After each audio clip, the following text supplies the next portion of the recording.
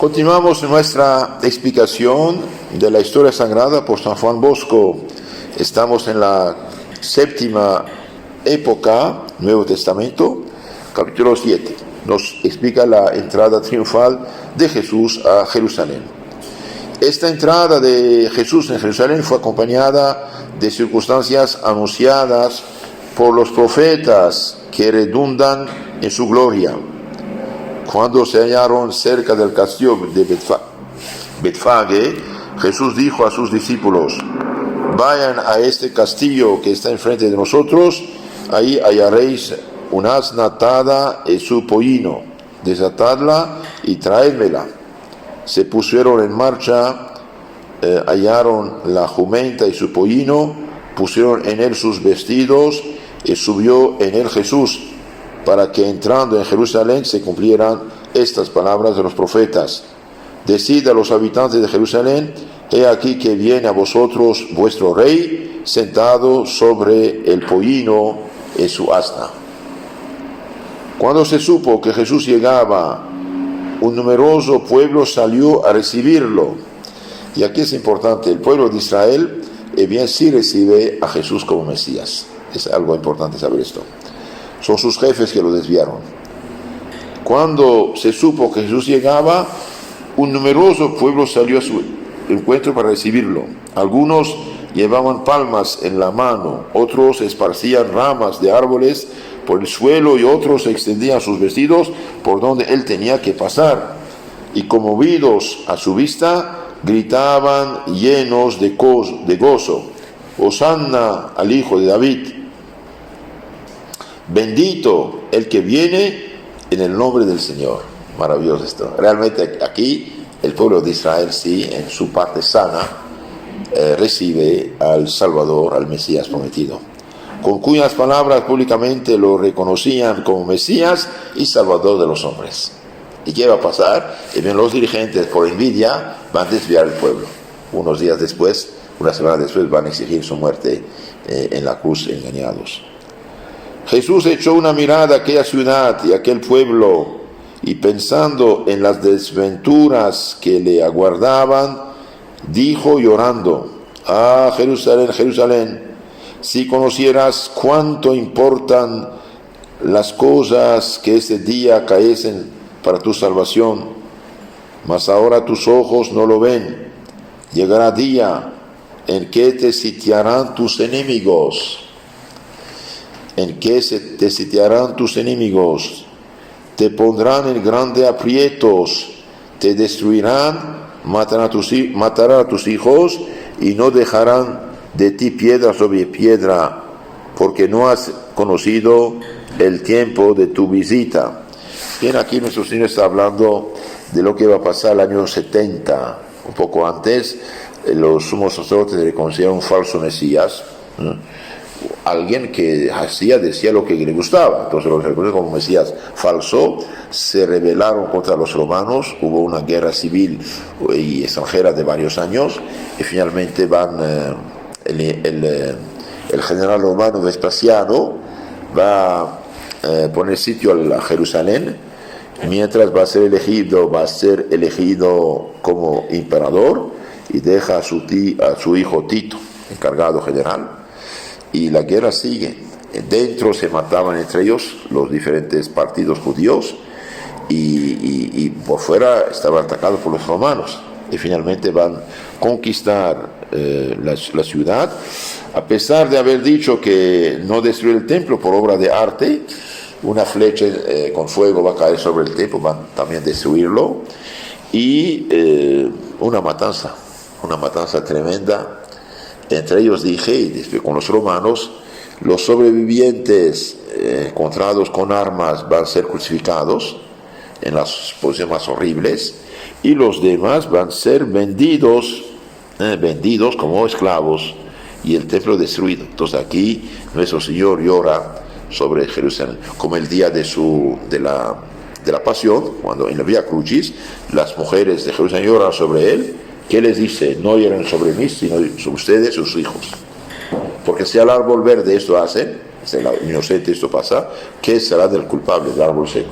lloran por ustedes, por sus hijos. Yo aquí nuestro Señor ama a su pueblo, llora sobre su pueblo, porque Él sabe que ese pueblo que acaba de recibirlo va a ser engañado por la autoridad legítima, y de ahí el mal uso de la autoridad realmente es muy peligroso, y van a exigir su muerte en la cruz.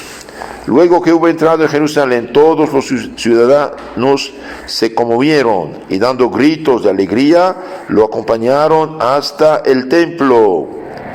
Al llegar, vio que se vendía y compraba en él públicamente, y como ya lo habían hecho otra vez, echó a esos traficantes y dijo: mi casa se llama casa de oración, vosotros la habéis cambiado en una cueva de ladrones. Entonces había muchos peregrinos judíos de todo el mundo romano, griego, romano y persa. Los judíos dispersos venían a Jerusalén para adorar a Dios, hacer los sacrificios. Entonces, ¿qué pasaba? Tenían que cambiar el dinero de donde venían, romano, griego, romano era, el imperio romano era romano, cambiaban ese dinero profano en un dinero sagrado del templo, y comprar las ovejas ahí, y etc. Entonces nuestro Señor, viendo el tráfico, el negocio que se hacía ahí, dijo: mi casa se llama casa de oración, mas vosotros la habéis cambiado en cueva de ladrones. Al ver estos hechos asombrosos, hasta los niños, llenos de respeto, gritaban: Hosanna al Hijo de David. Aclamaban a Cristo. Los príncipes y sacerdotes que no oían esto de buena gana, decían a Jesús: ¿oyes lo que dicen estos? Lo oigo, les dijo, mas no habéis leído que de la boca de los niños saldrá la perfecta alabanza. Os digo que si estos callaran, hablarían las piedras. El Señor se complace mucho en las alabanzas que le tributan los niños. Bien. Esto es resumen de Don Bosco, de Don Bosco. Ahora veamos un poco más este asunto muy hermoso. En el Evangelio de San Mateo, capítulo 21, 1 a 11, San Marcos 11, 1 a 10, San Lucas 19, 29 a 40, y San Juan 12, 12 a 19 nos hablan de la entrada triunfal de Cristo. Veamos esto ahora en el Evangelio, más bien todos los textos que hablan de esto juntos, ¿sí? Cuando estaban próximos a Jerusalén, cerca del monte de los Olivos, envió Jesús a 2 discípulos y les dijo: vayan a la aldea de enfrente, encontraréis una borrica, una asna atada y su pollino con ella, sobre el cual nadie ha montado todavía. Desatadlo y traédmelo. Si alguno os dijere algo, decid que el Señor lo necesita y lo va a devolver pronto. Entonces nuestro Señor solamente toma por su uso este animal, pero devuelve el bien ajeno, siendo Él el creador, el dueño de todo, ¿no? Eso sucedió para que se cumpliese lo que había dicho el profeta: decid a la hija de Sión, he aquí que tu rey viene a ti, modesto y sentado sobre un asno, sobre un pollino, hijo de un animal de carga. Esto lo dice San Mateo. San Marcos 11, 4 dice: ellos fueron y encontraron el pollino atado junto a una puerta en el camino y lo desatan. Cuando lo estaban desatando, sus amos le preguntaron: ¿por qué desatáis este animal? Eso lo dice San Lucas 19, 33, 34. Se lo llevaron, ellos respondieron: porque el Señor lo necesita. Se lo llevaron, echando sus mantos sobre él, montaron a Jesús. Muchos extendían sus mantos sobre el camino, otros cortaban ramas de los árboles, y tanto los que iban delante como los que los seguían detrás, todos gritaban: Hosanna, bendito el que viene en nombre del Señor, bendito el reino que viene de nuestro Padre David, Hosanna en las alturas. San Lucas 19:37 dice: cuando estaban cerca de la falda del monte de los Olivos, Toda la muchedumbre de los discípulos comenzó entusiasmada a alabar a Dios con gran clamor por todos los milagros que habían visto. Decían: bendito el Rey que viene en nombre del Señor, paz en el cielo, gloria en las alturas. Algunos fariseos de entre los muchedumbres dijeron: Maestro, reprende a tus discípulos, hágalas callar. Ay, los fariseos, pobrecitos, mientras más saben, menos entienden. Él contestó y dijo: os aseguro que si ellos callasen, hasta las piedras gritarían. Entonces Jesús acepta que lo reciban como Mesías. Acepta, y es verdad, lo es. Así que estuvo cerca al ver la ciudad, lloró sobre ella diciendo: oh, si al menos en ese día conocieras lo que puede atraerte la paz, pero ahora todo está oculto a tus ojos. Porque vendrán días sobre ti que te rodearán de trincheras tus enemigos, y te cercarán y te estrecharán por todas partes, y te abrirán el suelo, te abatirán el suelo, a ti y a tus hijos que tienes dentro, y no dejarán en ti piedra sobre piedra, por no haber conocido el tiempo en que Dios te ha visitado. Esto también es importante. Dios visita las almas, pero no hacen caso. Y los otros dicen que se aplica también al fin del mundo. Dios llama a las almas a la salvación, y bien no quieren, se echan a perder, el día del juicio serán entregados a los demonios. Cuando entró en Jerusalén toda la ciudad se conmovió, decían: ¿quién es este? Y las turbas contestaban: este es Jesús, el profeta de Nazaret de Galilea. La gente que estaban con él cuando resucitó a Lázaro de entre los muertos daban testimonio de su poder. Estando ya en el templo, se le acercaron ciegos y cojos y los curó. Entonces aquí también da otro mensaje: cuidado, cualquiera no puede hacer esto. Si este hombre no viene de Dios, no podría sanar así cojos y ciegos. Viendo los príncipes de los sacerdotes y los escribas las maravillas que hacía, y los niños que en el templo gritaban: Hosanna al Hijo de David, se indignaron y le dijeron: ¿oyes lo que dicen estos? Jesús les respondió: sí, ¿no habéis oído jamás? De la boca de los niños y de los que maman has hecho brotar perfecta alabanza. Y si estos caen las piedras, van a gritar. Ahora veamos el aspecto espiritual y profético de esta entrada triunfal de Cristo en Jerusalén. Hasta el presente había declinado nuestro Señor Jesucristo todos los homenajes que el pueblo quería tributarle, mas ahora, al venir a Jerusalén para padecer y morir por la redención del mundo, quería hacer una entrada solemne como Rey y Mesías prometido. Públicamente se había de dar testimonio ante aquella ciudad incrédula y ante las cabezas y representantes del pueblo que Él era el Mesías anunciado, prometido y profetizado. Pero entró en la santa ciudad no en un soberbio caballo de guerra, sino pobre y manso sobre un jumento, como símbolo de la paz, para denotar que no era el fundador y rey de un reino terreno levantado por la fuerza de las armas, como la parte de los judíos esperaban, sino que era el rey pacífico, rey del reino de la verdad y de la gracia. En esta historia, Jesús apareció no solamente como Mesías, sino también como Dios, y esto de 4 maneras, sabiendo que en la aldea se hallaba atada una borrica con su pollino, y conociendo los sentimientos de su dueño. 2. Prediciendo terminatamente y en sus pormenores el cerco y destrucción de Jerusalén. Jesús, según esto, sabe lo que está lejos, lo invisible, escudriña los corazones y conoce exactamente el porvenir. Él es omnisciente, Él sabe todo, el atributo de Dios.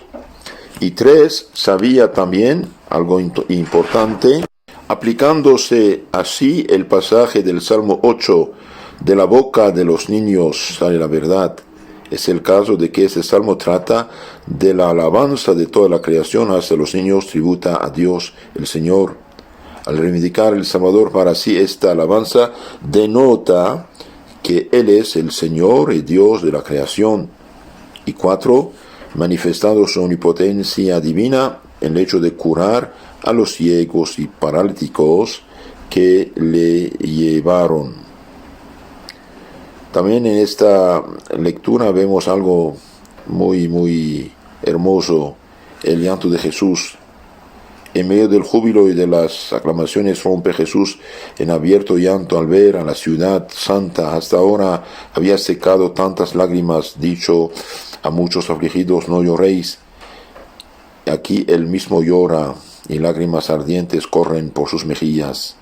Este espectáculo es tan conmovedor que no hay imagen con que representárnoslo. Únicamente el alma puede sentir lo que pasaba en Jesús y llorar con él a la manera que el niño llora con su madre, cuyas lágrimas no comprende.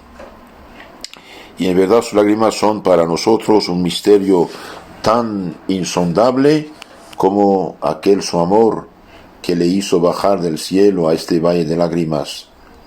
Ruega por sus perseguidores, pero íntimamente más es el que llora por la desgracia de estos. Intentemos penetrar de algún modo el misterio de esas lágrimas.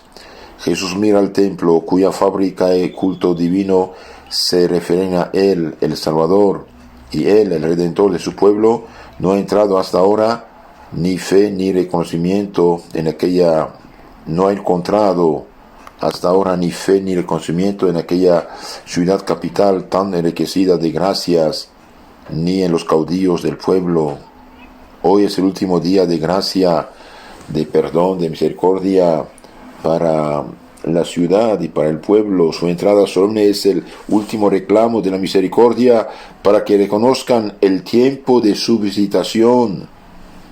Pero Jesús tiene el doloroso conocimiento de que también esta última gracia pasará sin que saquen provecho, que la ciudad y el pueblo en general arrojarán de sí la salvación.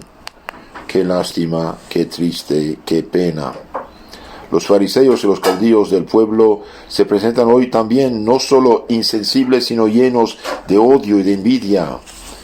Jesús pues llora por diferentes razones, por la ceguedad y obstinación del pueblo escogido. Sí, Jesús llora por la ceguedad y obstinación del pueblo escogido. El Redentor sabe que no trae salvación alguna para la ciudad impenitente, que más bien este último día de gracia, su entrada, llenaba la copa de la ira divina, y que una terrible justicia iba a estallar sobre la ciudad y el pueblo, y este conocimiento le arranca lágrimas de amargura. Así que llora por la espantosa ruina de la ciudad y por la merecida desgracia de su pueblo. En efecto, en el año 70, poco antes, los judíos van a reconocer un falso Mesías, van a rebelarse contra el Imperio Romano, van a causar una guerra tremenda, civil y extranjera, y finalmente en el año 70 Jerusalén va a caer bajo la conquista romana. Todos los que fueron agarrados con armas serán crucificados y los sobrevivientes van a ser vendidos como animales de habla humana, como esclavos. Entonces Jesús llora por la espantosa ruina de la ciudad y por la merecida desgracia de su pueblo. Pero más aún que la desgracia temporal, lo que apena el corazón del Salvador es la reprobación eterna que aquel pueblo incrédulo e impenitente atraía sobre sí. Consiguientemente llora de un modo especial por la condenación eterna de tantas almas, para cuya salvación había él bajado del cielo. Oh, cuán grande debe ser el amor del divino corazón de Jesús pues que el Salvador con tanta amargura llora por aquellos que pagan su amor con ingratitud y se pierdan por su propia malicia. Entonces Jesús llora por 3 razones: por la ceguedad y obstinación del pueblo escogido, por la ruina, la espantosa ruina de la ciudad y por la merecida desgracia de su pueblo, y llora por la condenación eterna de tantas almas que, engañados por sus jefes, van a rechazarlo. Hay otro punto interesante aquí. Vemos la resistencia a la gracia. En la incrédula ciudad de Jerusalén vemos que el hombre puede resistir a la gracia, no aceptar las luces, la ayuda de Dios y perderse por desgracia. También hay algo más, los pecados contra el Espíritu Santo. Los fariseos y las masas del pueblo, guiadas, engañadas por ellos, consumidos de envidia contra Jesús, porque hacía tantos milagros, resistieron a la notoria verdad que Jesús era el Mesías y se obstinaron deliberadamente en la impenitencia. Queridos hermanos, la Iglesia celebra esta entrada triunfal de Jesús a Jerusalén el Domingo de los Ramos.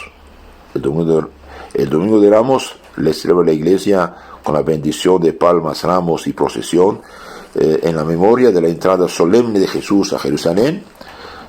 2, para recordar con nacimiento de gracias el triunfo de la fe contra la incredulidad. Y 3, con el fin de que nos sea una saludable exhortación a que triunfemos del pecado, para que un día entremos triunfantes en el cielo. ¿Cómo podemos sacar como conclusión de todo esto? El que el hombre resista a la gracia y descuide el tiempo concedido para la penitencia es una desgracia terrible. Por eso, queridos hermanos, cuando Dios toca nuestros corazones, cuando tenemos ganas de confesarnos, ganas de ir a la iglesia, ganas de llorar nuestros pecados, no diferir. No sabemos ni el día ni la hora. El corazón del hombre no se hace tan duro de repente, sino poco a poco. El que de joven no hace caso de amonestaciones, resiste a la gracia de Dios, jamás se enmienda de veras y continúa viviendo sin reflexión, ese tal va por camino de la obstinación y de la impenitencia. Entonces, no diferir, no decir, tengo tiempo, más tarde me confesaré, más tarde me daré a Dios, más tarde cambiaré de vida. Este tarde no existe. Lo único que existe es el momento presente, el día de hoy. Mañana no existe.